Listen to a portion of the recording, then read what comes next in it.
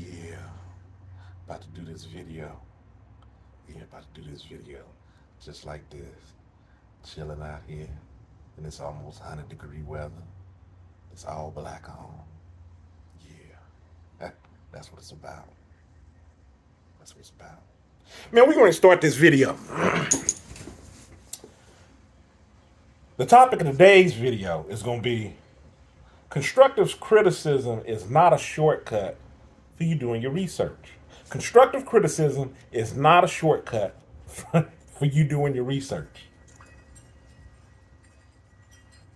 All right, what I'm thinking about when I'm thinking about this is you have some people in some scenarios that may do a little bit of something towards their goal, and they're like, hey, let me see what somebody thinks on this. Hey, what do you think? What do you think?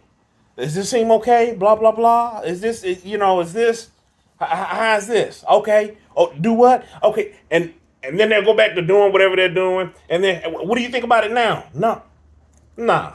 I don't need that. No, I don't need that. I don't need that. I'll do it. I'll do it the way I want to do it. I'll do it the way I want to do it. And if I see fit to make changes, then I'll make changes. I'll do some research on what works and what doesn't work to see if there's a better way about doing it. You know why I don't want your constructive criticism? When I was writing my book, I didn't ask for no opinions on my book, for better or worse. I didn't ask, hey, do you think that I can, because I didn't care. I knew what I was trying to say, and that was it. It wasn't open for discussion. Those were thoughts about in my head. That was it. That was all I needed to know when I published that thing. let me go down the path. I'm being serious. I'm laughing. I'm being serious. I'm gonna tell you the reason why I'm going down the path to saying constructive criticism is not the shortcut to you doing your research. Some people do that when they're thinking, unless you're in market research, but to some degree that may even lead you. We're getting off topic. The reason why I say that is because depending on who you're getting input from and what they're saying, might not be all good.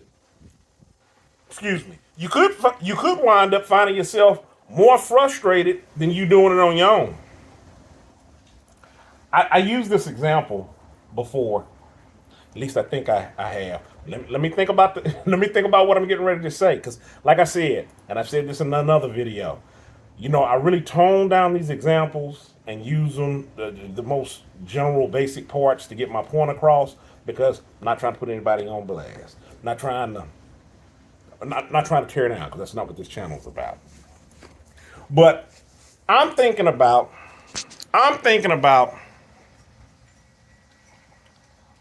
it was an instance.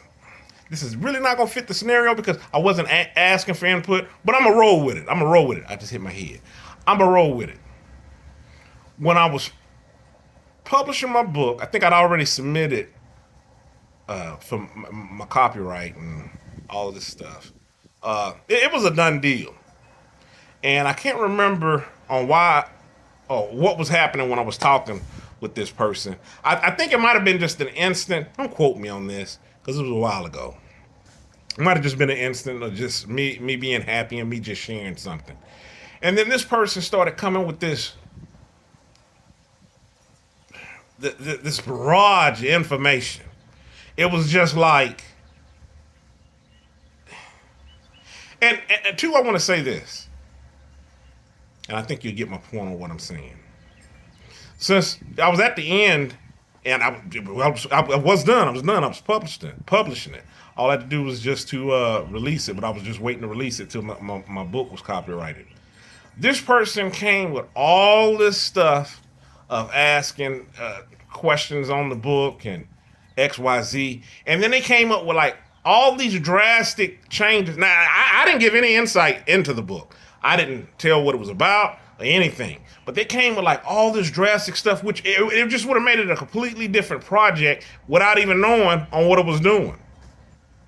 And to a degree, I was kind of shocked. I was going to say offended, but wasn't really offended. It rubbed me the wrong way, because I was like, nah, this sounds like your plan. I don't want your plan. I'm doing it this way. And the other people that put input in on certain things when it was there at the finish line, it just kind of felt like it was more so done to hold up progress, or at least they thought they were going to hold up progress. I don't know what they thought they were going to do, because I don't even care. Actually, the people I'm even talking about, I hadn't even talked to since then. But after it was published, and then people that saw, what I had done with my creation, it was just like, oh, okay, I get it. I get it. I understand. I see what you're doing. I see what you're doing with this and YouTube and this. Oh, wow. And it was like, yeah, it's not for you to understand. I'd have to explain. I don't have a boss. I'd have to explain anything to anybody. So I wasn't trying to prove my point. And that brings me back to the topic of this video, with that constructive criticism not being a shortcut for research. You may have some people that, just like how you have some people that's like, I'd rather watch a video than have to read or do it, or whatever they may consider it being a long way around, whatever may seem easiest. And I'm letting you know that you're just trying to reach out there and just get feedback up from people. Feedback on, what do we think I should do? For some reason, it's like people go into boss mode in their head. Like, if it was me doing it, then, I would do it this X, Y, Z, blah, blah, blah. Do it this way, that, and the other. And you got to be prepared to do that. Are you prepared to switch up your whole thing? Do you have a vision behind whatever it is you're trying to do? Or are you putting together some sort of community project? I talked about that on this channel before. I don't remember the name of the video. I just said, these are my goals. These aren't community goals. That's one of the reasons why I talk about, keeping things to yourself. You know what I'm doing after I cross the finish line. I don't need your feedback. I don't need it. If it ain't for you, the video ain't for you, do whatever you do. Move on. Because I got a vision on what I'm doing. Keep bumping my head there. Almost took my breath out. Kind of scared me. Just a little bit. But, yeah.